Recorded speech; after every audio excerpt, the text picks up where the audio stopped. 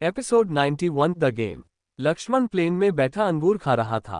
पहले उसे प्लेन के अंदर जो दबाव महसूस होता था वो अब गायब हो चुका था। उसे अब कुछ भी फील नहीं हो रहा था। शायद मुझे F1 रेसिंग ट्राई करनी चाहिए। हे लक्ष्मण का दिमाग अब नॉर्मल हो गया था। वो अब जिंदगी को वैसे ही एंजॉय कर रहा था जैसे उसे करना चाहिए। उस पर कभी कभी मेंटल स्ट्रेस बहुत ज्यादा हो जाता था क्योंकि उसने मौत को बहुत करीब से देखा था, लेकिन उसने खुद को शांत करना सीख लिया था क्योंकि उसे एक और मौका मिला था। हवा में प्लेन के स्टेबल होने के बाद फ्लाइट अटेंडेंट्स फिर से बाहर आने लगी। वो पूछ रही थी कि किसी को कुछ चाहिए तो नहीं, और जो फ्लाइट अटेंडेंट लक्ष्मण की तरफ आ रही थी वो बहुत शर्मीली थी, लेकिन फिर भी अपनी पूरी हिम्मत जुटाकर उससे पूछने आए। सर आपको कुछ चाहिए? एक्स्ट्रा ब्लैंकेट या खाना? उसने पूछा। वो इतनी नर्वस थी कि हकला रही थी। मैं थोड़ा लंच कर सकता हूँ, ज्यादा हैवी नहीं और ज्यादा लाइट भी नहीं। तुम ही मेरे लिए कुछ चुन लो। लक्ष्मण ने चेहरे पर स्माइल के साथ कहा और फिर अपने सामने वाली स्क्रीन की तरफ देखने लगा। उस पर एक मूवी चल रही थी, स्टार वॉर्स एपिसोड 1, जो उसे काफी पसंद थी। जब लक्ष्मण अपनी मूवी एंजॉय कर रहा था तब वो अटेंडेंट डर के मारे कांप रही थी। वो वैसे ही बहुत कंफ्यूज रहने वाली लड़की थी। वो अपना लंच भी दूसरों से पूछकर खाती थी। अब उसे इस हैंडसम लड़के के लिए फैसला करना था। क्या होगा अगर मैं कुछ ज्यादा ही ले आऊं? क्या होगा अगर उसे तीखा पसंद हो? क्या मुझे फुल कोर्स मील तैयार करना चाहिए? वो अपनी सीट पर बैठी यही सोच रही थी कि लक्ष्मण को क्या सर्व करे। वो नर्वस होकर अपने नाखून चबा रही थी और उसे पैनिक अटैक आ रहे थे। हे लक्ष्मण, जिसके पेट में अचानक से चूहे कूदने लगे थे, आधे घंटे बाद खड़ा हुआ और सर्विस एरिया में गया, सिर्फ ये देखने के लिए कि उसकी अटेंडेंट अपने नाखून चबा रही थी और थोड़ी कांप रही थी। लक्ष्मण को अचानक अपने सामने देखकर वो लगभग चिल्लाने ही वाली थी, लेकिन लक्ष्मण ने उसका मुंह बंद कर दिया और उसे देखकर स्माइल की। वो उस पर गुस्सा नहीं था क्योंकि वो भी एक इंसान था और उसने आज सुबह ही एक गलती की थी। शश, मैं यहाँ तुम्हारी मदद करने आया हूँ, तो ये सैंडविच तुम्हारा है ना? लक्ष्मण ने उसके बगल में रखे सैंडविच को उठाते हुए पूछा। उसने बस जवाब में अपना सिर हिला दिया। उसका पूरा शरीर अभी भी थोड़ा कांप रहा था, लेकिन लक्ष्मण को देखकर उसे अपने दिल में थोड़ी शांति महसूस हुई। हाँ, तो मैं तुम्हें बताता हूँ, मैं अभी इसे खा लूंगा और तुम अपने लिए भी एक अच्छा सा सैंडविच बना लेना। और हाँ, अगर हो सके तो मेरे लिए एक मीडियम साइज का कोला ले आना, कोई भी ब्रांड चलेगा।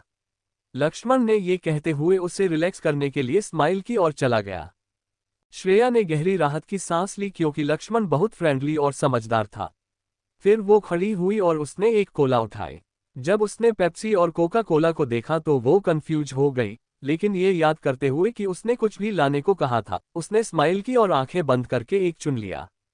लक्ष्मण, जो अपना सैंडविच एंजॉय कर रहा था, उसने अचानक अपनी अटेंडेंट को थम्स अप का कैन लाते हुए देखा। उसने स्माइल की और उसके हाथ से लेकर उसे थैंक्स कहा।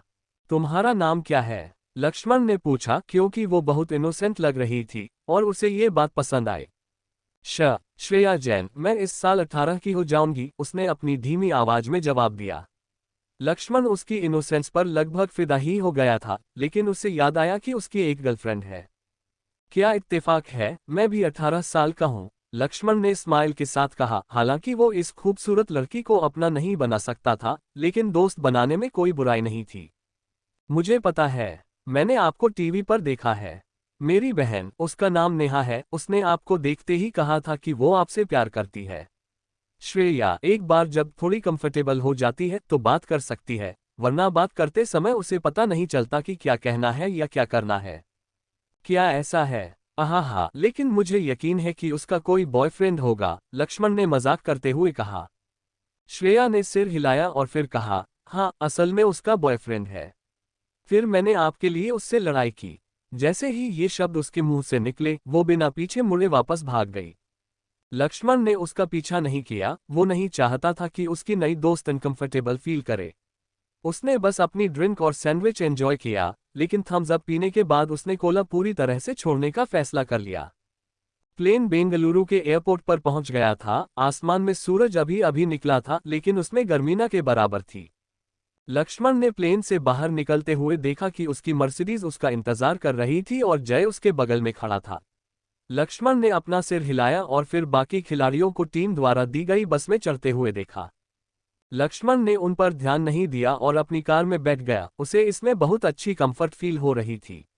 वो देखना चाहता था कि आने वाले सालों में ये सब कितना बदल जाएगा, क्योंकि पहले वो इन लग्जरी चीजों को अफोर्ड नहीं कर सकता था। तुम सीधे होटल या ट्रेनिंग ग्राउंड जा सकते हो, जय ने कहा। दोनों जुड़वां भाई उसके असिस्टेंट मैनेजर भी थे।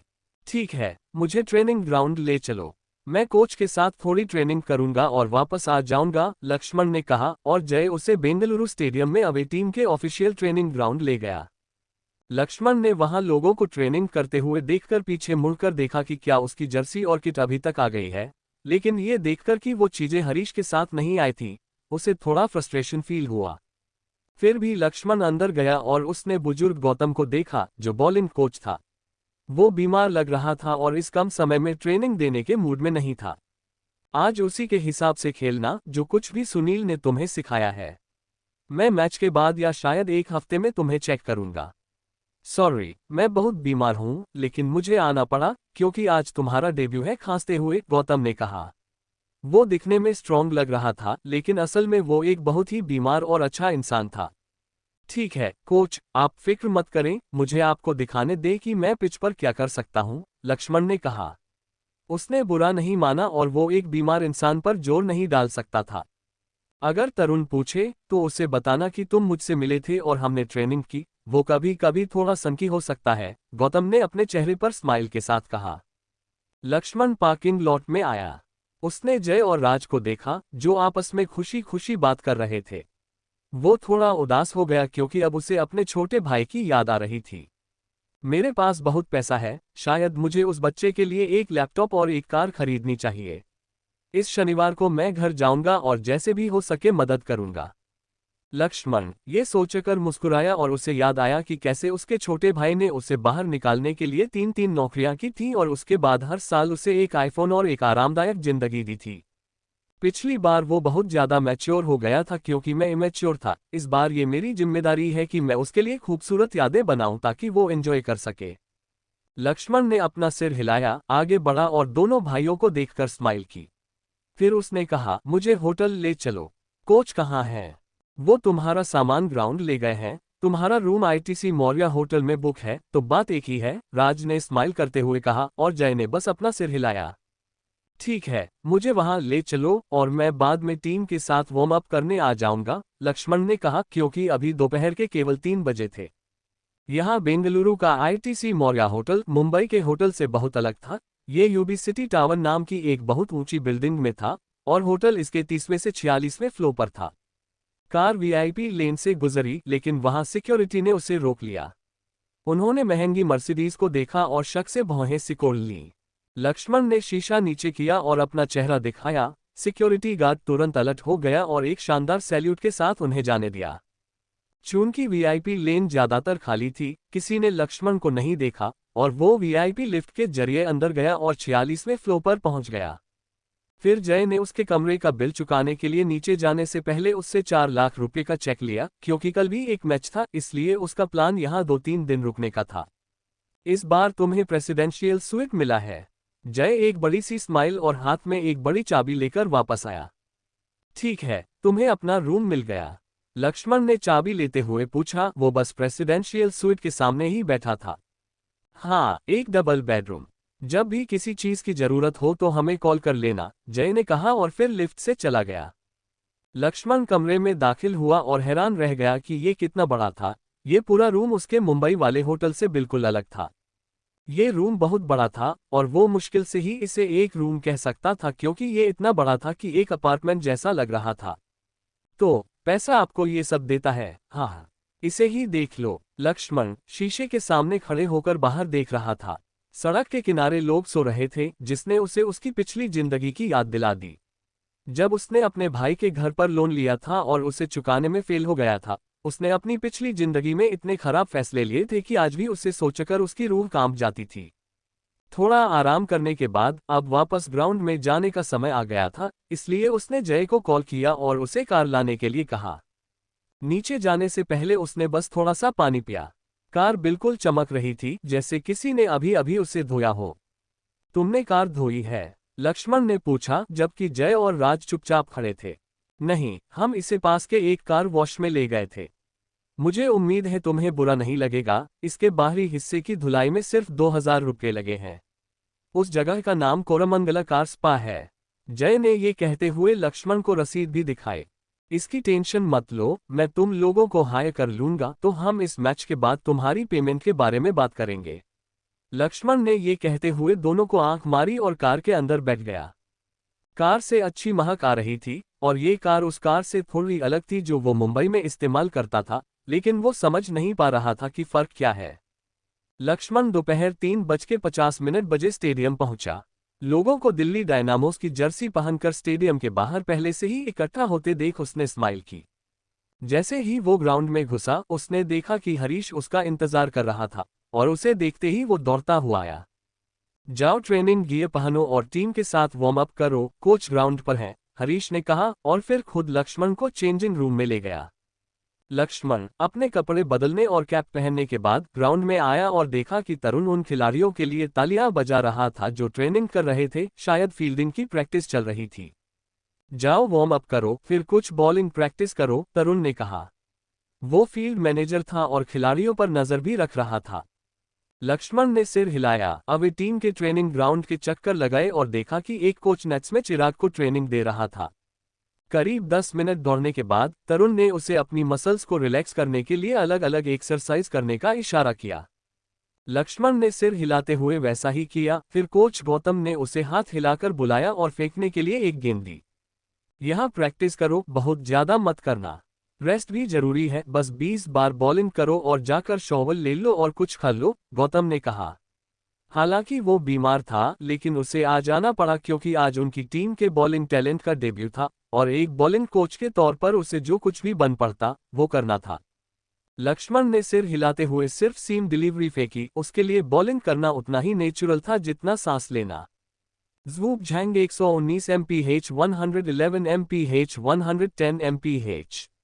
ये क्या बकवास है, गौतम चिल्लाया जब उसने लक्ष्मण को बॉलिंग करते देखा तो उसकी बीमारी कहीं नजर नहीं आ रही थी। कोच, क्या मेरी बॉलिंग में कोई खराबी है? लक्ष्मण ने बहुत इनोसेंटली पूछा। उसने गौतम के हैरान एक्सप्रेशन को इग्नोर कर दिया।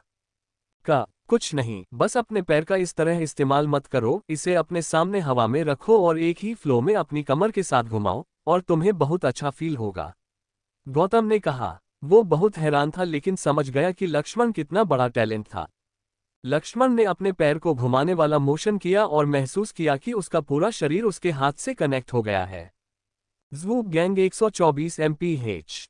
बढ़िया, लक्ष्मण ने कहा। उसने महसूस किया कि इस नई टेक्निक से उसका हाथ और ज्यादा फ्लेक्सिबल हो गया था। वो इस आने वाले मैच के लिए पूरी तरह से तैयार था। लक्ष्मण वापस लॉकर रूम में गया। वो अकेला था क्योंकि सीनियर प्लेयर्स ट्रेनिंग कर रहे थे और अपनी टीम का गेम स्ट्रॉन्ग रख रहे थे।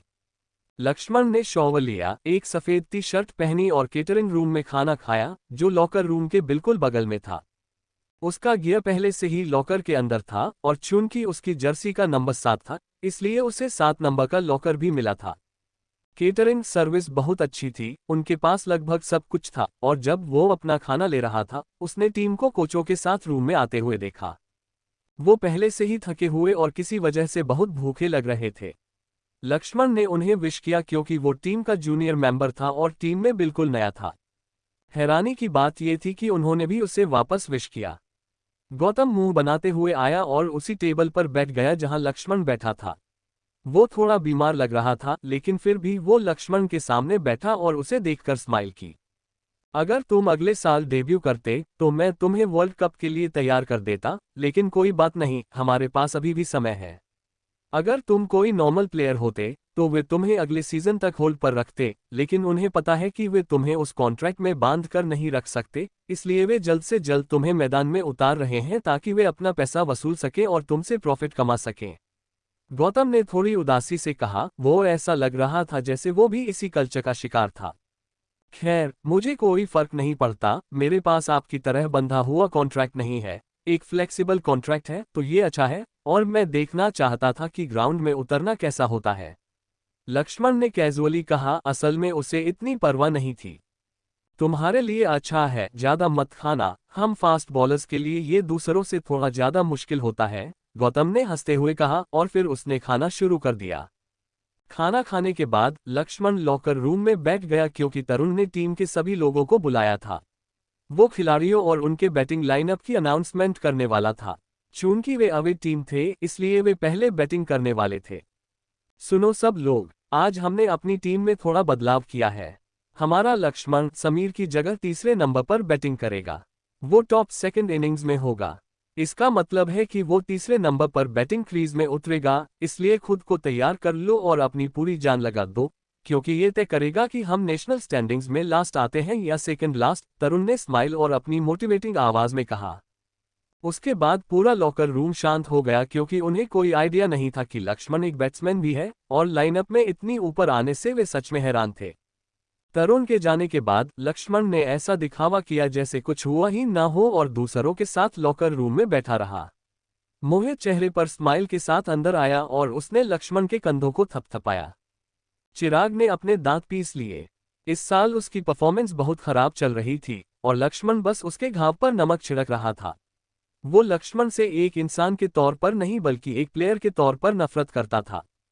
लक्ष्मण को चिराग और उसकी सोच से कोई फर्क नहीं पड़ता था। उसने बस पलटकर मोहित को स्माइल दी और अपनी स्ट्राइप वाली जर्सी पहन ली, जिसके पीछे उसका नंबर 7 और उसका नाम लिखा था। और हैरानी की बात यह थी कि उसके फ्रंट पर WWE का लोगो था, क्योंकि वे फिलहाल दिल्ली डायनामोस के स्पॉन्सर थे।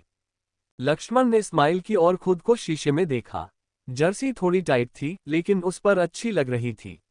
उसने बस अपने लॉकर से एक कैप ली और सिर हिलाते हुए किसी का इंतजार किए बिना नीचे चला गया। जैसे ही वो लगभग उस ग्राउंड तक पहुंचा जहां वे बैठने वाले थे, उसने जोरदार आवाजें सुनी और मार्केटिंग हेड मीनाक्षी को अपनी तरफ आते देखा और वो अपनी फुल स्पीड में भाग रही थी। रुको रुको, तुम कहाँ जा रहे हो? मीनाक्षी ने पूछा। वो घबराई हुई और परेशान लग रही थी। पवेलियन, मैं तीसरे नंबर का बैट्समैन हूं तो मुझे वहीं बैठना चाहिए, है ना? लक्ष्मण ने पूछा। वो जितना हो सके उतना इनोसेंट लग रहा था। तुम्हें क्या लगता है तुम कौन हो? तुम्हारी वजह से पूरे स्टेडियम के टिकट बिके हैं। वे एक ग्रैंड एंट्री का इंतजार कर रहे हैं। अपनी वैन में जाओ, मेकअप आर्टिस्ट वहां होगी और तब तक वहां बैठो जब तक उसका काम खत्म न हो जाए। फिर मेरा इंतजार करना। लक्ष्मण ने सिर हिलाया और पार्किंग लॉट की तरफ वापस चला गया, जो टीम के लिए रिजर्व था, और वहां अपनी वैन खड़ी देखी। स्माइल के साथ सिर हिलाते हुए वो अंदर गया और उस लड़की को देखा जिसने पिछली बार उसका मेकअप किया था। तुम लेट हो, ईशा ने कहा। फिर लक्ष्मण को पकड़ा और उसे शीशे के सामने वाली कुर्सी पर बिठा दिया। फिर उसने उसके बाल सेट किए। उसके बाल लंबे थे इसलिए उसने उन्हें बहुत टाइट बांधा, लेकिन फिर भी वो किसी तरह हैंडसम लग रहा था। और उसने बस उसके कान के साथ कुछ किया और पिछली बार की तरह उसने उसके चेहरे पर मेकअप नहीं लगाया। तुम बिल्कुल तैयार हो, ईशा ने कहा। जब उसने लक्ष्मण को खड़े होकर अपनी तरफ स्माइल करते देखा तो उसका चेहरा थोड़ी शर्म से लाल हो गया। फिर लक्ष्मण बाहर गया और लोगों को पूरी ताकत से चिल्लाते और शोर मचाते हुए सुन सकता था। वे ऐसे लग रहे थे जैसे कोई मैच देख रहे हो। लक्ष्मण उसी जगह वापस गया जहां वो खिलाड़ियों के ग्राउंड में एंट्री करने वाले गेट से पहले था। उसने मीनाक्षी को तरुण के साथ खड़े देखा। लक्ष्मण, इधर आओ लड़के। बैटिंग करने के लिए लाइन में अगले तुम ही हो, तरुण ने कहा। फिर लक्ष्मण को उसके कंधे से पकड़ लिया। यहीं रुको, तुम्हें पवेलियन में न देखकर लोग पहले ही पागल हो रहे हैं।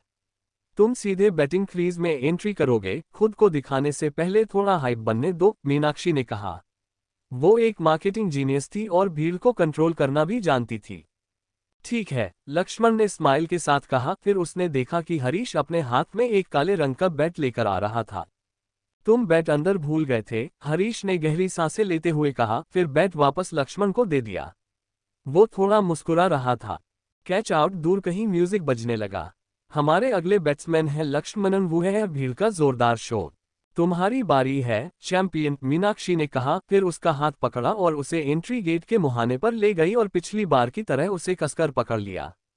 लक्ष्मण, हरीश के हाथ से अपना काला custom pro model C271 bat पकड़ते हुए मीनाक्षी के साथ चला, जिसने उसका हाथ कसकर पकड़ा हुआ था। याद रखना, तुम एक शोमैन हो। तुम फैंस को एंटरटेन करते हो, वे बदले में तुम्हें प्यार देते हैं। ये एक गिव एंड टेक का रिश्ता है, मीनाक्षी ने लक्ष्मण के कान में धीरे से कहा, इससे पहले कि वो उसे स्टेडियम के एंट्री गेट पर ले जाती जहां से वो अंदर जाता और लोग उसे देखते। वो नजरों में आने से सिर्फ एक कदम दूर था और उसे थोड़ा इंतजार करना पड़ा क्योंकि कुछ ऐसा था जो मार्केटिंग टीम को करना था। गेम खेलने का टाइम आ गया है। It's time to play the game. हा हा हा हा हा हा हा। जोरदार लाउड म्यूजिक। वो है भीड़ का भयानक शोर। जाने का टाइम हो गया, मीनाक्षी ने कहा, फिर लक्ष्मण को एंट्री गेट की तरफ धकेला। सीरियसली? लक्ष्मण ने पूछा, लेकिन वो शांति से चलता रहा क्योंकि वो इतना स्ट्रांग था कि छोटी सी मीनाक्षी उसे हिला नहीं सकती थी। लक्ष्मण को शुरू में लाइट के साथ एडजस्ट करने में थोड़ा समय लगा। लोग उसे देखते ही जो शोर मचा रहे थे, उससे उसके कान के पर्दे लगभग फटने वाले थे।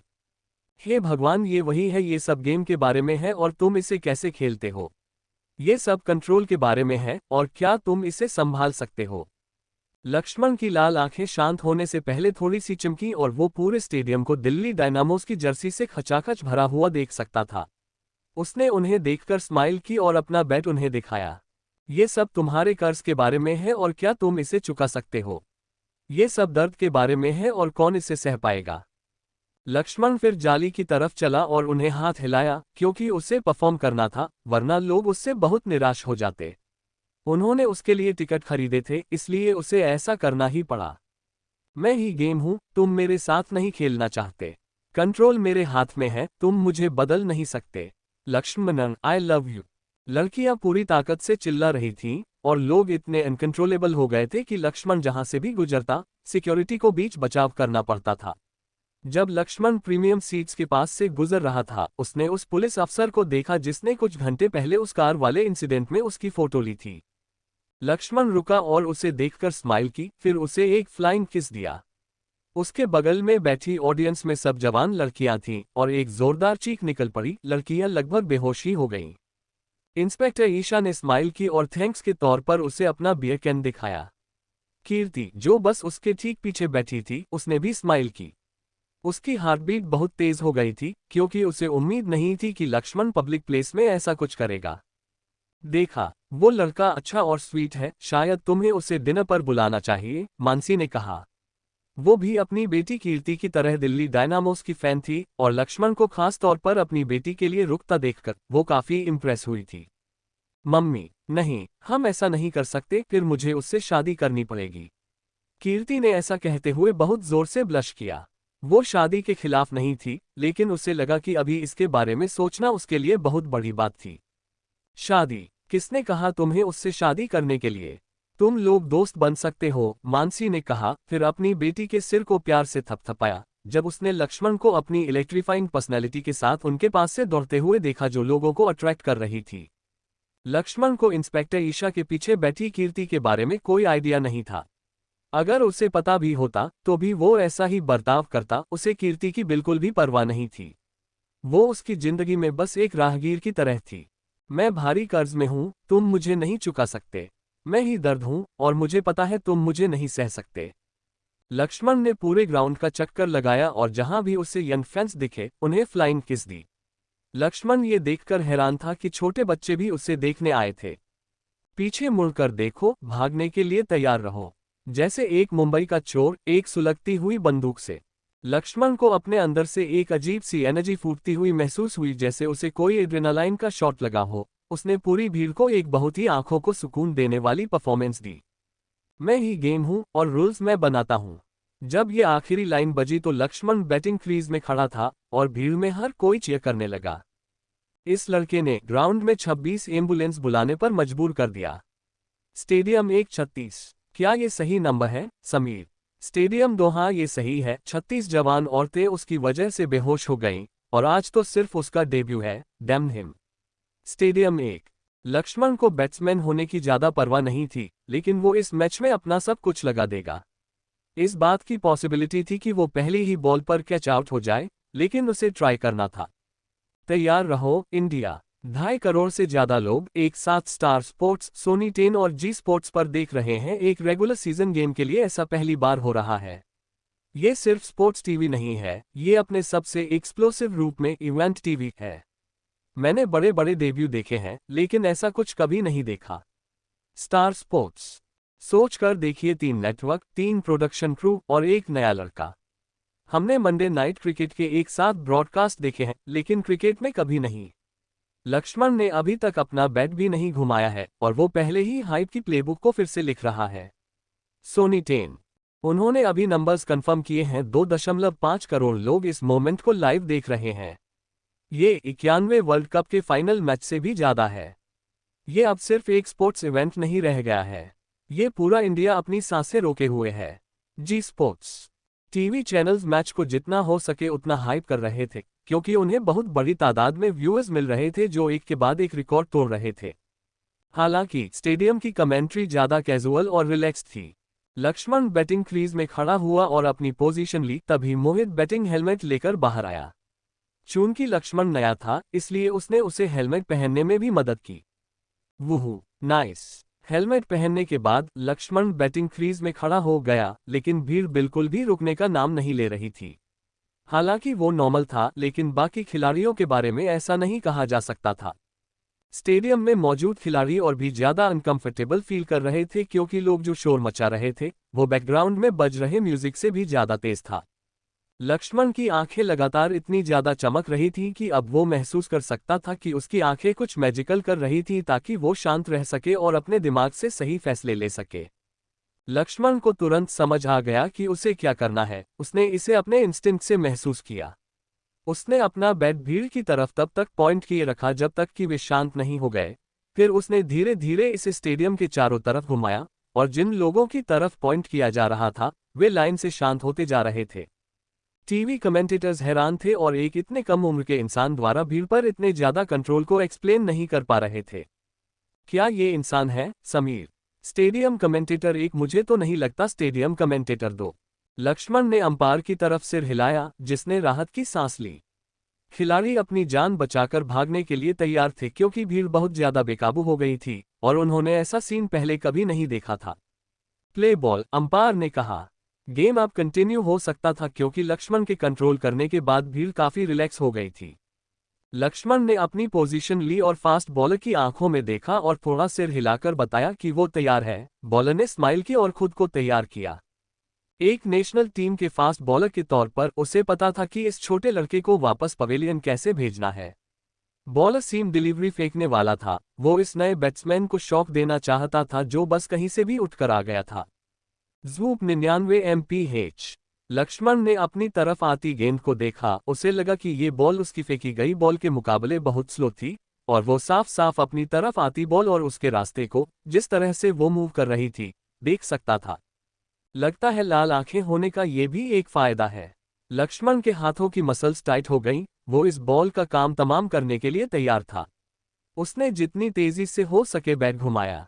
धाप बैट गेंद से इतनी जोरदार आवाज के साथ टकराया जैसे स्टेडियम में कोई बम फट गया हो। गेंद कुछ ही माइक्रोसेकंड में बाउंड्री के बाहर उड़ती हुई चली गई। वो है सेंचुरी। गेम खेलने का टाइम आ गया है। It's time to play the game. पागल पपन लक्ष्मणन। भीड़ एक बार फिर से पागल हो गई। जोरदार चीयरिंग शुरू हो गई और ग्राउंड पर मौजूद खिलाड़ियों के भी पसीने छूटने लगे, क्योंकि अगर ये भारी भीड़ बेकाबू हो गई तो वे कुचले जाएंगे।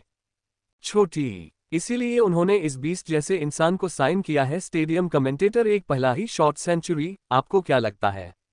वो फ्यूचर लेजेंड है। Stadium commentator 2।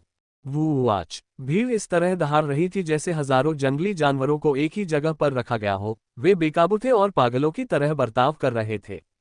बेंगलुरु स्टेडियम की फुल पैक भीड़ बस उसे देखते ही रहना चाहती है। जी स्पोर्ट्स भीड़ की दहाड़ से मेरी भी रूह कांप गई। स्टार स्पोर्ट्स दिल्ली डायनामोस ने एक मॉन्स्टर को रिक्रूट किया है, सोनी 10। जो टीमें भी ये देख रही थीं, उन्होंने अपने दांत पीस लिए। लक्ष्मण का बैटिंग पोटेंशियल बहुत ज्यादा था, क्योंकि वे इसे उसके पोस्चर में ही देख सकते थे। रुको एक मिनट समीर, ये शॉट पूरे 200 मीटर का था। Stadium commentator 1। What the fuck, इसने तो सच में दर्शकों की कुर्सियां पार कर ली और ग्राउंड के बाहर चला गया। Stadium commentator 2। भीड़ इतनी आउट ऑफ कंट्रोल हो गई कि सिक्योरिटी को खिलाड़ियों को स्टेडियम के अंदर ले जाना पड़ा। सबसे पहली बात तो लक्ष्मण की हाइप पहले से ही बहुत ज्यादा थी, और अब उसने कुछ ऐसा कर दिया था जो पहले कभी नहीं हुआ था, जिससे लोग पागल हो गए थे। भीड़ स्टील की जालियों को धकेल रही थी। वे बस लक्ष्मण के करीब जाना चाहते थे। सिक्योरिटी लक्ष्मण को लेने आई, लेकिन उसने बस अपना सिर हिलाया और एक माइक मांगा, क्योंकि लोग उस पर अपना दिल लुटा रहे थे।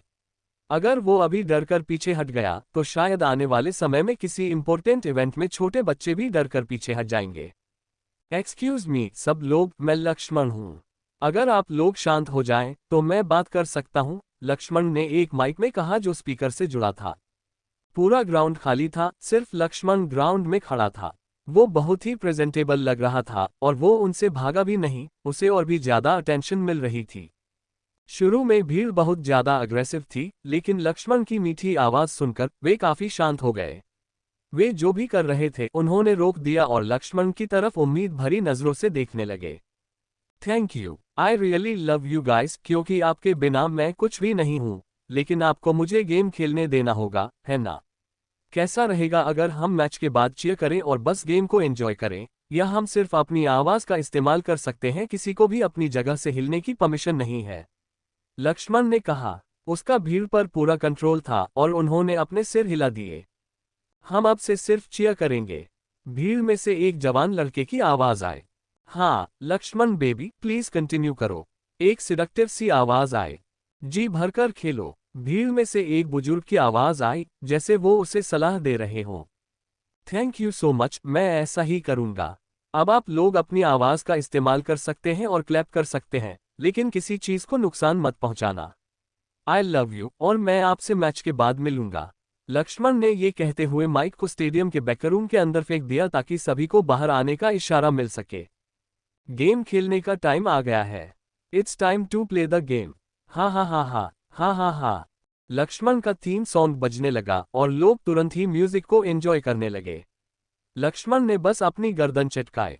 हालांकि उसने भीड़ को कंट्रोल कर लिया था, लेकिन उसने बहुत बड़ा रिस्क लिया था, लेकिन एक मर्द की तरह इसे हैंडल करके वो एक बड़े रिवॉर्ड की उम्मीद कर रहा था। पवेलियन में दिल्ली डायनामोस के बैटिंग कोच हर्ष और नेट्स कोच रमन असल में लक्ष्मण को वो ऑलराउंडर बनाने के बारे में सोच रहे थे जो वो सच में था, और उसे सिर्फ फास्ट बॉलिंग तक लिमिटेड नहीं रखना चाहते थे। हमने लगभग पुलिस को अलर्ट कर ही दिया था। लगभग का क्या मतलब है? मैंने तो पहले ही कर दिया था। व्हाट द फक, तुम्हारा क्या मतलब है? तुमने पुलिस को कॉल किया था? बिल्कुल नहीं, फायरफाइटर्स को। स्टेडियम के कमेंटेटर ने पूरे स्टेडियम को फिर से हंसा दिया और माहौल वापस नॉर्मल हो गया। खिलाड़ियों को ग्राउंड में आता देख लक्ष्मण मुस्कुराया और फिर वो क्रीज के बीच जितनी तेजी से हो सके दौड़ा, क्योंकि उसने अपनी सेंचुरी के रन पूरे नहीं किए थे।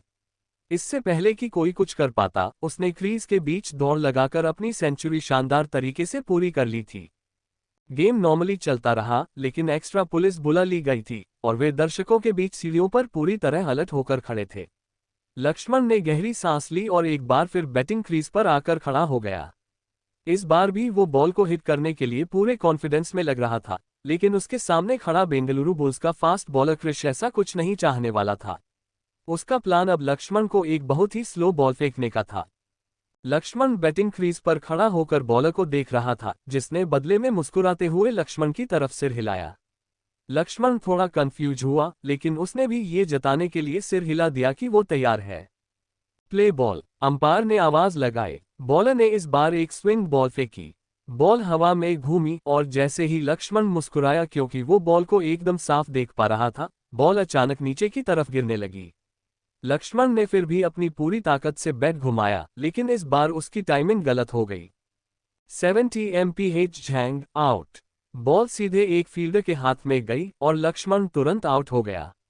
भीड़ सन रह गई। असल में दिल्ली डायनामोस ने उनसे ये राज छुपा कर रखा था कि लक्ष्मण असल में एक फास्ट बॉलर है, और पहले ही मैच में उसे सेंचुरी मारते देख हर किसी को यही लगा था कि वो 800 करोड़ रुपए का एक धाकड़ बैट्समैन है। चेन्नई चैलेंजर्स का लॉकर रूम।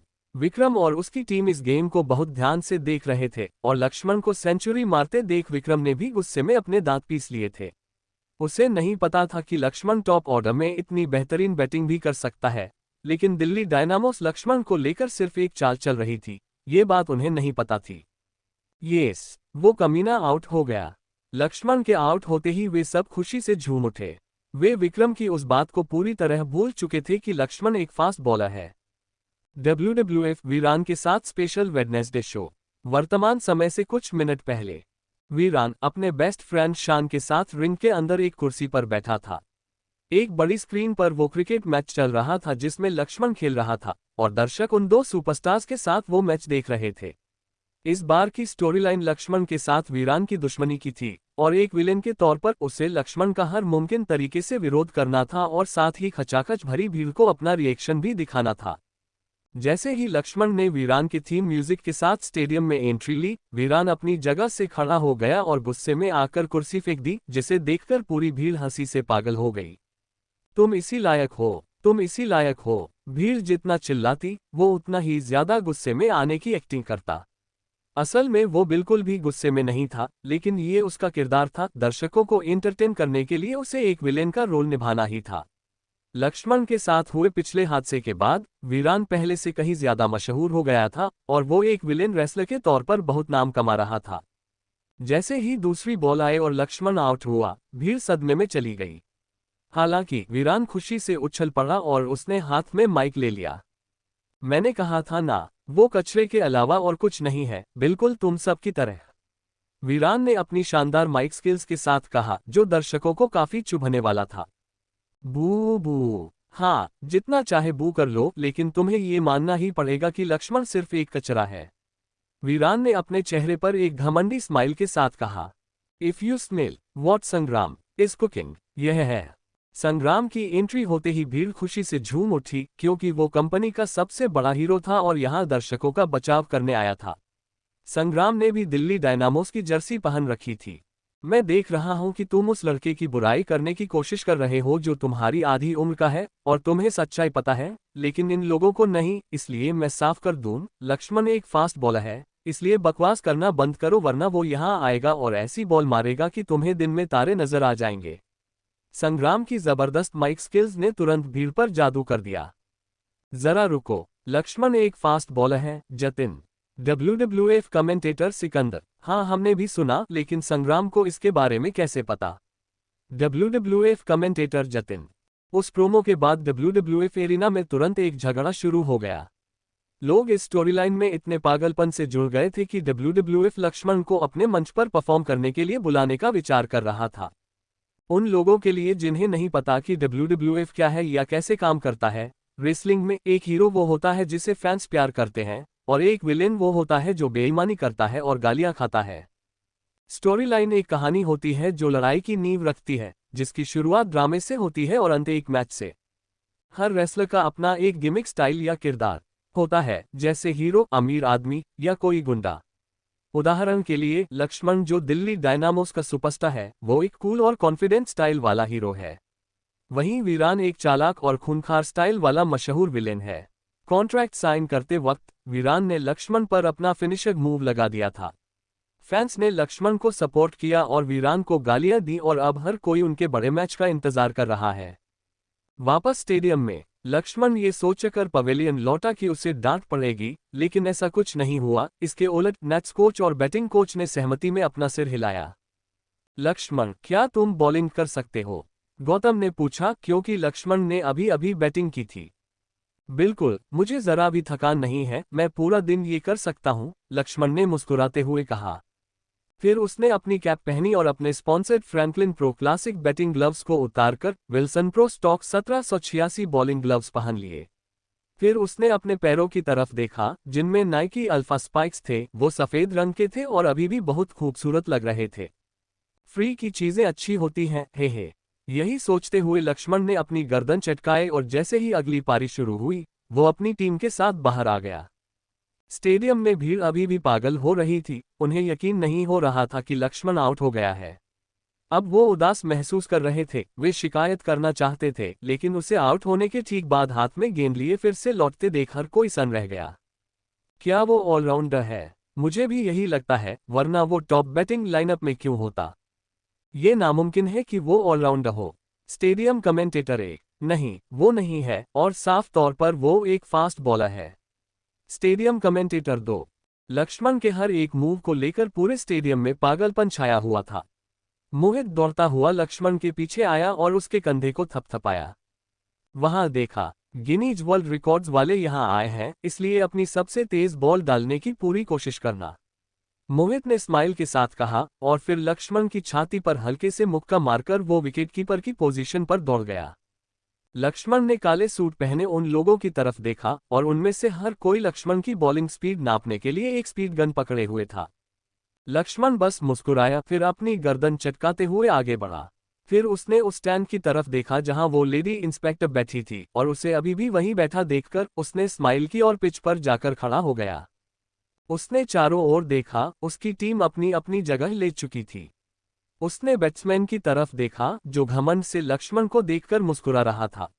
उसे आउट करने के बाद उन्हें लगने लगा था कि ये नया खिलाड़ी कुछ खास नहीं है। गेम खेलने का टाइम आ गया है। It's time to play the game. जैसे ही लक्ष्मण बॉलिंग करने वाला था, बैकग्राउंड में उसका थीम म्यूजिक जोर से बजने लगा, लेकिन अब वो भीड़ की भावनाओं को कंट्रोल करना चाहता था। एक बॉलर के तौर पर उसे ऐसा करना ही था, वरना उसकी बॉलिंग में वो फोकस नहीं रहता। इसलिए लक्ष्मण ने बैट्समैन की परवाह नहीं की, इसके बजाय उसने म्यूजिक बजा रहे लोगों का ध्यान खींचने के लिए अपने हाथ हवा में उठाए और गोल घुमाते हुए अपने दाहिने हाथ की तर्जनी उंगली को अपने होठों पर रखकर पूरे स्टेडियम को शांत होने का इशारा किया। इसमें 1 सेकंड लगा, लेकिन स्टेडियम में मौजूद हर इंसान शांत हो गया और लक्ष्मण को देखने लगा। लक्ष्मण ने संतुष्टि में अपना सिर हिलाया। फिर उसने बैट्समैन की तरफ देखा जो उसे ऐसे देख रहा था जैसे किसी मॉन्स्टर को घूर रहा हो। तैयार हो? लक्ष्मण ने पूछा जबकि बैट्समैन फटी आंखों से उसे देख रहा था। हाँ हाँ, ईशान ने जवाब दिया। वो एक पल के लिए शॉक में था कि लक्ष्मण भीड़ को कितनी अच्छी तरह से कंट्रोल कर सकता है। लक्ष्मण ने सिर हिलाया, फिर भीड़ की तरफ देखा ताकि वे शांत रहें, और फिर उसने एक सीरियस चेहरा बना लिया क्योंकि नेशनल क्रिकेट टीम में ये उसका पहला डेब्यू मैच था और एक बॉलर के तौर पर उसे अपना बेस्ट देना था। लक्ष्मण का बायां पैर आगे आया और उसने हवा में एक घुमावदार मोशन बनाया। फिर उसने अपनी पूरी कमर का इस्तेमाल किया और उसके शरीर का हर हिस्सा उसके दाहिने हाथ से जुड़ता हुआ महसूस हुआ।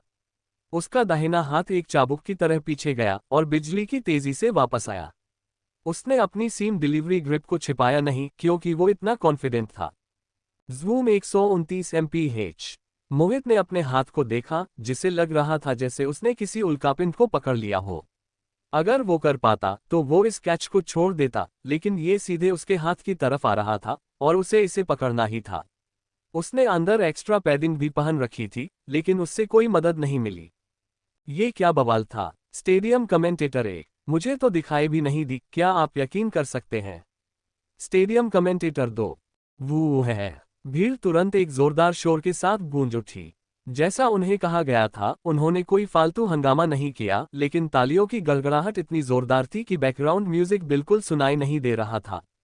डॉट बॉल, अंपायर ने कहा। उसने डॉट बॉल की अनाउंसमेंट करने में भी अपना समय लिया। दूसरी तरफ ईशान इतना सदमे में था कि वो आसमान की तरफ देखकर हंसने लगा। उसे लग रहा था जैसे खुद भगवान ने उसके साथ चीटिंग की हो। वर्ल्ड रिकॉर्ड दर्ज हो चुका था और स्पीड गन वाले हर शख्स ने एक जैसे नतीजों के साथ इसकी पुष्टि कर दी थी। टीम के विकेटकीपर मोहित को लगा कि उसके हाथ में भयानक दर्द हो रहा है, इसलिए वो तुरंत डॉक्टर के पास गया और सच में इतने जबरदस्त इम्पैक्ट की वजह से उसके हाथ में हल्का सा फ्रैक्चर आ गया था। फिर उसकी जगह साहिल ने ली, जो एक युवा खिलाड़ी था और इस साल वो भी टीम में नया था। वो डरा हुआ था, लेकिन ये उसके चमकने का मौका था। उसने तुरंत फोम के ग्लव्स पहने, फिर बैटिंग ग्लव्स और उसके ऊपर विकेटकीपर वाले ग्लव्स। वो ऐसा लग रहा था जैसे वो इस अंजाम के लिए पहले से तैयार था। बहुत बढ़िया लक्ष्मण, अपनी पोजीशन पर जाते हुए उसने ये भी कहा। लक्ष्मण को अजीब लगा, लेकिन फिर भी उसने सिर हिला दिया। तैयार रहो, अंपायर ने ईशान से कहा, जो अभी भी आसमान की तरफ देखकर हंस रहा था। ईशान होश में आया और शांत हुआ। वो एक प्रोफेशनल था, इसलिए उसे फोकस करना ही था। ईशान असल में डरा हुआ था, यहां तक कि बेंगलुरु बुल्स का पवेलियन भी ऐसी डिलीवरी देखकर पसीने से तरबतर था। उनके कोचों की हालत खराब थी क्योंकि उनके दिमाग में कुछ नहीं आ रहा था कि इस पागलपन को कैसे रोका जाए। ईशान ने अपनी तरफ आती उस बॉल को देखा तक नहीं। उसे हमेशा स्पीड वाली बॉल का सामना करने पर गर्व होता था, लेकिन इस चीज ने लगभग उसका चेहरा ही फाड़ दिया था। उसने उस हवा को महसूस किया जिसे चीरते हुए वो बॉल उसके चेहरे के पास से गुजरी थी, लेकिन उसकी आंखें उसे देख नहीं पाईं। एक नेशनल प्लेयर ईशान को डराने के लिए इतना ही काफी नहीं था। जिस चीज ने उसे सबसे ज्यादा डराया वो ये था कि जिस इंसान ने वो बॉल फेंकी थी वो अभी भी पिच पर वैसे ही खड़ा था और उसे देखकर लग रहा था जैसे उसने कुछ किया ही ना हो। उस लड़के को पसीना तक नहीं आया था। लक्ष्मण, जो अपनी बॉल पकड़े हुए था, उसने ईशान की तरफ देखा कि क्या वो तैयार है। पीछे से साहिल ने भी ये बताने के लिए सिर हिलाया कि वो रेडी है। दूसरी तरफ ईशान ने अपनी बैटिंग पोजीशन तो ले ली, लेकिन सिर नहीं हिलाया। इसके बजाय उसने पानी मांगा। दिल्ली डायनामोस का 800 करोड़ रुपए का मॉन्स्टर सोनी 10। वो इतना छोटा है, लेकिन अपने पहले ही मैच में किसी लेजेंड से कम नहीं लग रहा। जी स्पोर्ट्स मॉन्स्टर आ गया है स्टार स्पोर्ट्स। 129 एमपीएच की उस स्पीड के बाद टीवी व्यूअर्स की गिनती लगातार बढ़ती जा रही थी। इसने सारे रिकॉर्ड तोड़ दिए। स्टार स्पोर्ट्स, सोनी 10 और जी स्पोर्ट्स पर औसतन 8.82 करोड़ दर्शक थे। ये वर्ल्ड कप के 8.84 करोड़ दर्शकों के रिकॉर्ड को तोड़ने के बिल्कुल करीब पहुंच गया था। 122 miles per hour dot ball, 120 miles per hour clean ball. Laxman ने अपनी 9 गेंदों में तीनों बैट्समैन का काम तमाम कर दिया और साहिल, जो विकेटकीपर था, उसने उन 9 गेंदों को पकड़ने के बाद अपने हाथ की तरफ देखा। उसके विकेटकीपर ग्लव्स अपनी आखिरी सांसें गिन रहे थे, जबकि वो बिल्कुल नए थे। जब लक्ष्मण टीम के साथ वापस पवेलियन लौट रहा था, साहिल दौड़ता हुआ आया और उसके साथ चलने लगा। उसने लक्ष्मण को अपने ग्लव्स भी दिखाए। मैच के बाद मुझसे मिलना, लक्ष्मण ने आंख मारते हुए कहा, फिर पवेलियन लौट गया। लेकिन वहां पहुंचते ही उसे मार्केटिंग टीम ने तुरंत खींच लिया। क्या हुआ? लक्ष्मण ने पूछा। उसे समझ नहीं आ रहा था कि उसे इस तरह उसकी टीम से दूर क्यों खींचा गया। अब तुम्हें छुपकर पवेलियन में इंतजार करना होगा, कैमरे की नजर में मत आना, मीनाक्षी ने मुस्कुराते हुए कहा। फिर उसने लक्ष्मण की पर्सनल मेकअप आर्टिस्ट को बुलाया और लक्ष्मण के लुक में कुछ बदलाव करवाए। क्यों? लक्ष्मण कंफ्यूज हो रहा था कि मार्केटिंग टीम उसके साथ नॉर्मल से हटकर बर्ताव क्यों कर रही है। क्योंकि तुम टीवी वालों के लिए अंधा पैसा छाप रहे हो और उन्होंने हमें उतना पैसा नहीं दिया है। तुम्हें पता है कि तुम इस वक्त एक चलता फिरता वर्ल्ड कप फाइनल हो, मीनाक्षी ने कहा। वो अपनी देखरेख में एक इतने बड़े स्टार को उभरता देख बहुत खुश थी। इससे उसका करियर भी आसमान छूने वाला था। लक्ष्मण बस मुस्कुराया और स्टेडियम के अंदर बैठ गया। जब वो सबके बीच बैठा तो लोगों में थोड़ी घबराहट फैल गई। वो अपनी कुर्सी पर बैठा और फिर से अपनी बॉलिंग की बारी आने का इंतजार करने लगा। एकता दौड़कर आए और लक्ष्मण का जरूरी मेकअप किया। लक्ष्मण ने बुरा नहीं माना, उसकी सोच थोड़ी अलग थी। वो बाहर जाकर देखना चाहता था कि क्या वो सच में इतना मशहूर हो गया है। अगर वो सच में है तो उसे कुछ करना होगा, वरना ये 800 करोड़ रुपए उसके गले की फांस बन जाएंगे। मैच एक शानदार स्कोर के साथ खत्म हुआ। Delhi Dynamos 7, Bengaluru bulls 0। उसने 27 बैट्समैन का सामना किया, हर एक को आउट किया, किसी को भी रन नहीं बनाने दिया और बिना कोई रन दिए पूरी 9 पारियां खत्म की। स्टेडियम कमेंटेटर 1, जैसे कि चाइनीज में कहते हैं, एक मॉन्स्टर। स्टेडियम कमेंटेटर 2, यह है भीड़ का जोरदार शोर। लक्ष्मण ने अपने लिए 9 करोड़ टीवी स्क्रीन ट्यून करवाकर टीवी इतिहास भी रच दिया। सारे रिकॉर्ड टूट गए और एक ऐसा मुकाम बन गया जिसे सिर्फ वही पार कर सकता था। लॉकर रूम में वापस लौटने के बाद लक्ष्मण ने एक बार फिर खामोशी महसूस की। खिलाड़ी जितने शांत हो सकते थे उतने शांत थे, लेकिन इस बार लक्ष्मण महसूस कर सकता था कि हवा में कुछ बदलाव था। चेन्नई चैलेंजर्स का मैनेजमेंट डिपार्टमेंट, कमीने, तुमने इस शानदार खिलाड़ी की जगह उस विक्रम को चुन लिया। टीवी पर उस लड़के को देख रहे हो, क्या तुम उससे अपनी नजरें हटा पा रहे हो? वो एक पैदाइशी शोमैन है, वो दिल्ली डायनामोस के लिए हजारों करोड़ कमाकर देने वाला है। चेन्नई चैलेंजर्स का चेयरमैन उन रिक्रूटर्स को गालियां दे रहा था जिन्होंने लक्ष्मण की बजाय विक्रम को चुना था। सर, हमें नहीं पता था, भवेश ने दबी हुई आवाज में कहा। उसे अभी भी उस दिन लक्ष्मण को साइन न करने का पछतावा था, यहां तक कि उसने अपनी अपर मैनेजमेंट को भी बताया था कि उसके पास लक्ष्मण को टीम में लाने का मौका था। विक्रम, जो ठीक बाहर खड़ा उनकी बातचीत सुन रहा था, उसने गुस्से में अपने दांत पीस लिए। वो इतना गुस्से में था कि अभी किसी इंसान के शरीर के आर पार मुक्का मार सकता था। और हाँ, वो लड़का विक्रम तो गंजा होने वाला है। तुम उसका क्या करने वाले हो? चेयरमैन ने चेन्नई चैलेंजर्स के जनरल मैनेजर भवेश से पूछा। ये सुनकर कि वो गंजा होने वाला है, विक्रम गुस्से से पागल हो उठा, लेकिन वो वहां से भाग गया और खुद को बेहतर बनाने पर काम करने लगा। वो उस दिन की तैयारी कर रहा था जब वो लक्ष्मण से दोबारा मिलेगा ताकि उसे फिर से हरा सके। वापस स्टेडियम में कीर्ति, जो अपनी मां के साथ लगभग खुशी से नाच रही थी, किसी वजह से इतनी खुश थी कि वो बयान नहीं कर सकती थी, जैसे वो मैच उसने खुद जीता हो। उसे गर्व महसूस हो रहा था, लेकिन वो किसी को बता नहीं सकती थी और वो शर्म से लाल हो गई। दूसरी तरफ लक्ष्मण किसी भी इंटरव्यू के मूड में नहीं था, लेकिन दिल्ली डायनामोस का 3 टीवी स्टेशनों के साथ कॉन्ट्रैक्ट था और उसे जाना ही था। उसके लिए स्टेज सेट था, लेकिन इससे पहले कि वो जा पाता, मीनाक्षी ने उसे बैठने के लिए एक कुर्सी दी और पहनने के लिए एक जैकेट भी दी। ध्यान से सुनो, तुम्हें कुछ नहीं करना है, बस इंटरव्यू रूम से गुजरना है। ये तुम्हारी हाइप को और बढ़ाने के लिए है और इससे तुम्हारी डिमांड भी बढ़ जाएगी। टीम मैनेजर इसके बारे में बाद में और बात करेगा, लेकिन अभी तुम बस वहां से गुजर जाना और ऐसा दिखाना जैसे तुम वहां गलती से आ गए हो, मीनाक्षी ने कहा। और लक्ष्मण मान गया, क्योंकि उसे फालतू की सिरदर्दी नहीं चाहिए थी। थोड़ी सी एक्टिंग उसका दिन बचा सकती थी। ठीक है, लक्ष्मण ने कहा, और फिर वो अभी टीम के लिए बने केटरिंग एरिया में गया और पेट भरकर खाना खाया।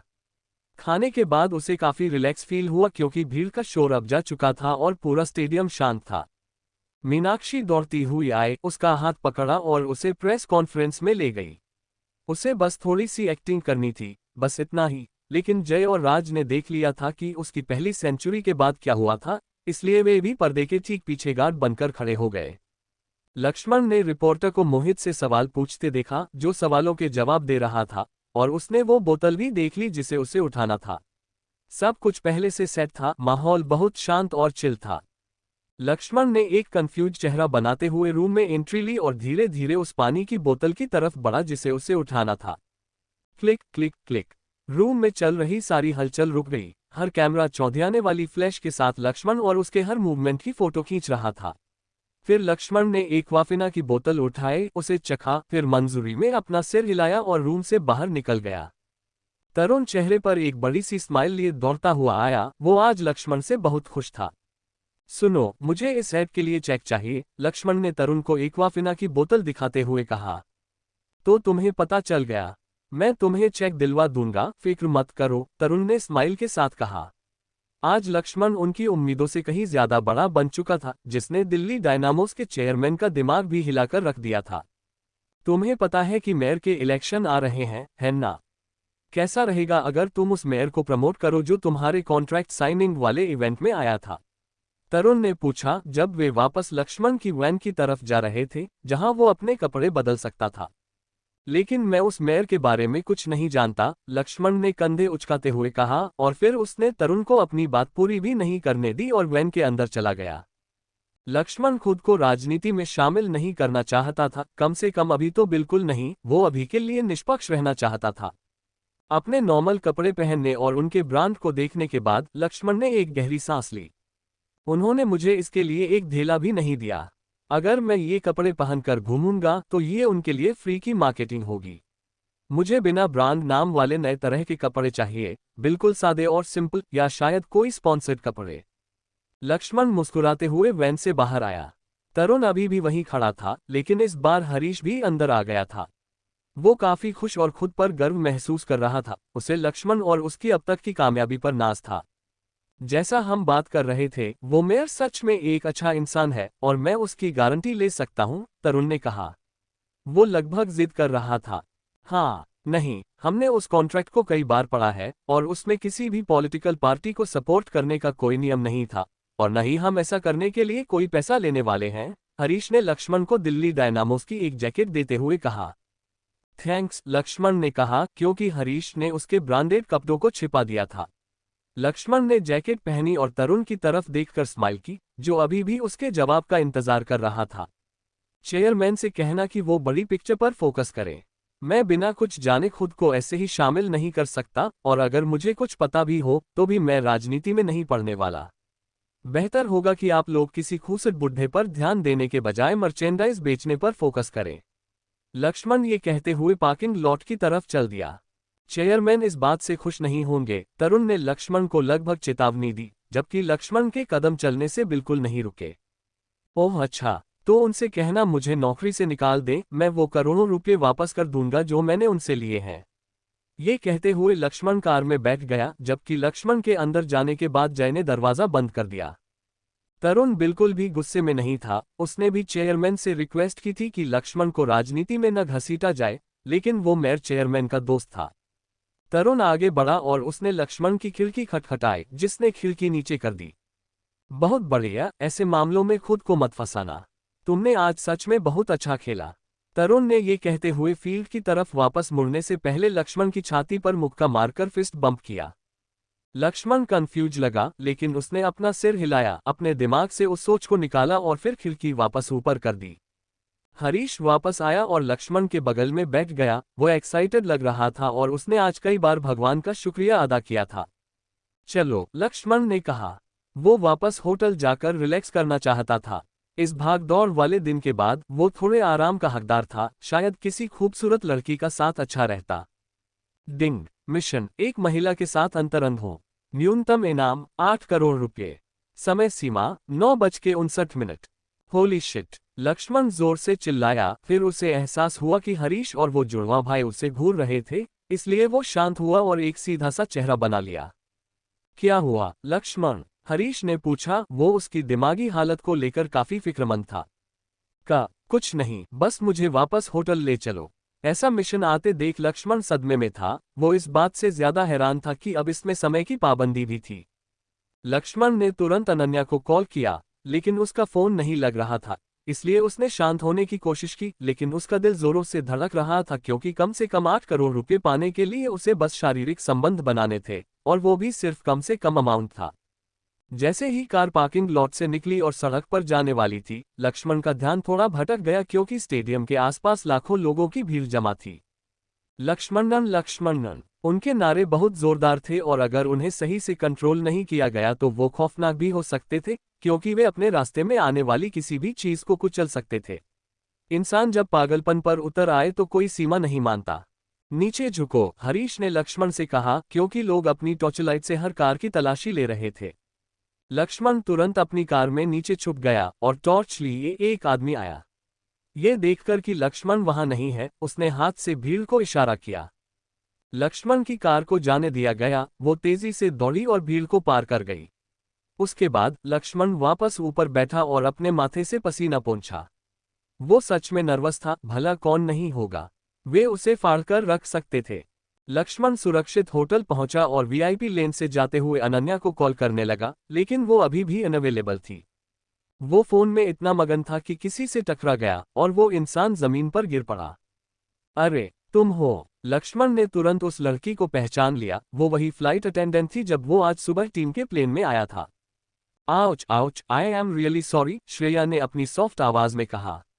वो जोर जोर से अपनी पीठ भी सहला रही थी, क्योंकि जमीन पर गिरने से उसे बहुत तेज दर्द हो रहा था। नहीं, आई एम रियली सॉरी कि मैं सामने नहीं देख रहा था। लक्ष्मण ने ये कहते हुए उसे जमीन से उठने में मदद करने के लिए अपना एक घुटना जमीन पर टिका दिया था। थैंक यू, श्रेया ने अपना हाथ आगे बढ़ाया। वैसे तो वो ऐसा नहीं करती, लेकिन उसे बहुत दर्द हो रहा था। तुम ठीक हो? जब वो जमीन से उठी तो लक्ष्मण ने पूछा। हाँ, असल में नहीं, मैं ठीक नहीं हूँ, श्रेया ने कहा। वो लक्ष्मण के आसपास कंफर्टेबल फील कर रही थी, इसलिए वो अपने दिल की बात कह पाए।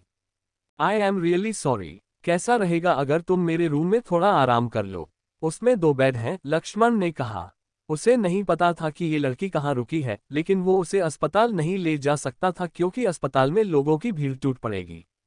नहीं, लोग क्या कहेंगे?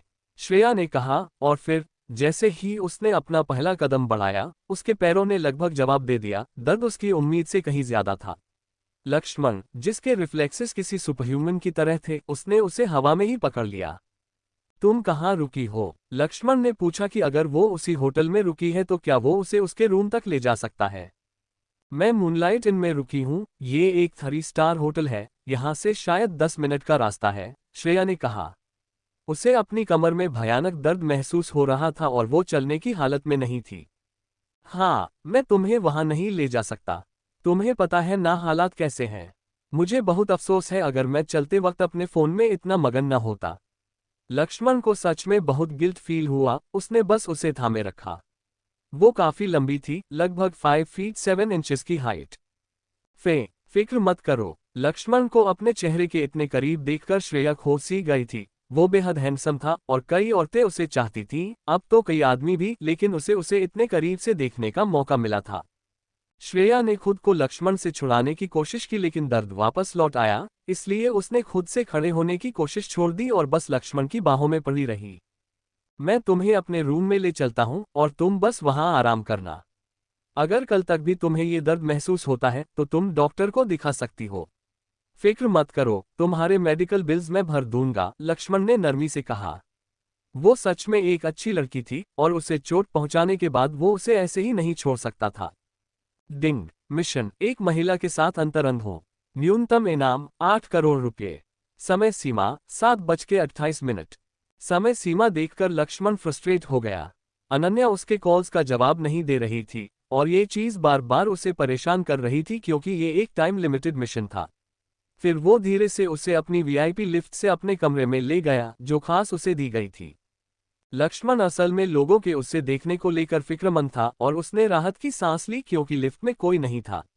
जय और राज शायद सो गए थे और हरीश प्रेसिडेंसी यूनिवर्सिटी वापस लौट गया था।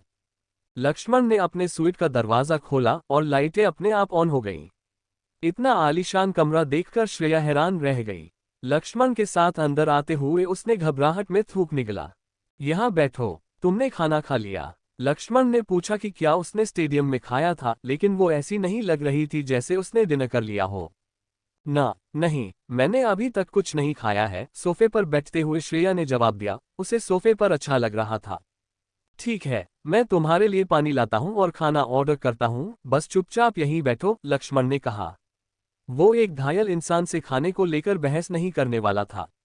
लक्ष्मण ने रिसेप्शन पर खाना ऑर्डर करने के बाद कई बार अनन्या को ट्राई किया, लेकिन उसका फोन नहीं लग रहा था और कभी कभी वो कॉल उठा नहीं रही थी। लक्ष्मण ने अपने दांत पीसते हुए दरवाजा आधा बंद रखकर खाना लिया क्योंकि श्रेया लिविंग रूम में ही बैठी थी। डिनर के बाद लक्ष्मण ने श्रेया को आराम करने के लिए बेडरूम में जाने में मदद की। वो वापस सोफे पर लौट आया और शहर के नज़ारे देखते हुए वहीं बैठ गया। वो थोड़ा उदास था क्योंकि उसकी गर्लफ्रेंड आसपास नहीं थी और वो पूरे 8 करोड़ रुपये खोने वाला था। डिंग, मिशन, एक महिला के साथ अंतरंग हो। न्यूनतम इनाम 8 करोड़ रुपये। समय सीमा 1:46। लक्ष्मण ने जब अपनी आंखें खोली तो वो अभी भी सोफे पर ही था। रात अभी बाकी थी और सिस्टम का जो पॉपअप उसने बंद नहीं किया था वो अभी भी उसे समय की याद दिला रहा था। शिट, मेरी आंख लग गई थी। लक्ष्मण उठने ही वाला था कि उसने श्रेया को अपने बगल में बैठे देखा। वो उसे ऐसे देख रही थी जैसे नशे में हो या कुछ और। क्या तुम ठीक हो? लक्ष्मण ने पूछा। वो साफ तौर पर नशे में थी, लेकिन उसे उसकी सेहत की भी फिक्र थी। हम, इसीलिए तो तुम मुझे पसंद हो। तुम बहुत केयरिंग इंसान हो। मेरे पापा मुझे बहुत पीटा करते थे, श्रेया ने अपनी नशे में धुत आवाज में कहा। लक्ष्मण ने डाइनिंग टेबल की तरफ झांका जहां उसने वाइन की एक खुली बोतल देखी। वो आधी बोतल पी चुकी थी। तुम बहुत ज्यादा नशे में हो, श्रेया डी। आओ मैं तुम्हें तुम्हारे बेड तक ले चलने में मदद करता हूँ, लक्ष्मण ने जितनी कोमलता से हो सके कहा। हाँ, मैं नशे में नहीं हूँ, लेकिन तुम्हारी ये फिक्र से भरी आंखें बहुत खूबसूरत हैं, श्रेया ने कहा। वो मुस्कुरा रही थी। ये पहली बार था जब उसने उसे मुस्कुराते हुए देखा था और वो किसी अप्सरा जैसी लग रही थी। क्या तुम मुझे प्यार कर सकते हो? श्रेया ने पूछा। उसका चेहरा बहुत सीरियस था और ऐसा लग रहा था जैसे वो ना सुनने के मूड में बिल्कुल नहीं थी। मेरी एक गर्लफ्रेंड है श्रेया, उसका नाम अनन्या है, लक्ष्मण ने कहा। हालांकि श्रेया उसे अट्रैक्ट कर रही थी, लेकिन उसे अपने ज़मीर को लेकर साफ रहना था। मुझे कोई परवाह नहीं, मैं उसे नहीं बताऊंगी।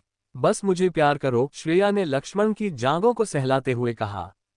डिंग, मिशन, एक महिला के साथ अंतरंग हो। न्यूनतम इनाम 8 करोड़ रुपये। समय सीमा 1:40। शिट, इस बार पॉप अप बिल्कुल सही समय पर आया था। लक्ष्मण ने श्रेया को देखा जो अपना सिर नीचे किए हुए धीरे धीरे उसकी जांघों को सहला रही थी। वो जानता था कि वो शर्मिंदा थी और वो उसे ही सब कुछ नहीं करने देने वाला था। उसने उसकी ठुड्डी को ऊपर उठाने के लिए हाथ बढ़ाया और उसकी झिझक से भरी आंखों में देखा। लक्ष्मण ने आगे बढ़कर उसके माथे पर एक प्यार भरा चुंबन लिया। फिर उसने धीरे धीरे उसके पूरे चेहरे पर हल्के हल्के चुंबन लिए और आखिर में एक बेहद गहरे चुंबन के साथ उसके होठों को चूम लिया। श्रेया का दिमाग थोड़ा सुन्न सा था क्योंकि उसने प्यार से भरे इस चुंबन को महसूस किया और अचानक उसने महसूस किया कि उसके हाथों ने उसके हाथों को किसी सख्त चीज को पकड़ने के लिए आगे कर दिया था। श्रेया की उंगलियां खुद ब खुद उस पर लिपट गईं और एक पल बाद ही उसे समझ आया कि वो उसकी मर्दानगी थी। लेकिन इस एहसास ने उसके दिमाग को बिल्कुल सुन्न कर दिया। काफी बड़ा है, श्रेया ने यही सोचा और उसका नशा लगभग तुरंत ही गायब हो गया। लक्ष्मण पीछे हटा ताकि दोनों अपनी सांसें कंट्रोल कर सके। उसने श्रेया की तरफ देखा जिसका चेहरा लाल हो रहा था और वो अपने होठों को काट रही थी, जबकि उसका हाथ अभी भी लक्ष्मण के कपड़ों के ऊपर से ही उसके अंत को सहला रहा था। लक्ष्मण इस नज़ारे से खुद को पूरी तरह उत्तेजित होने से रोक नहीं पाया और उसका अंग और भी ज्यादा सख्त हो गया।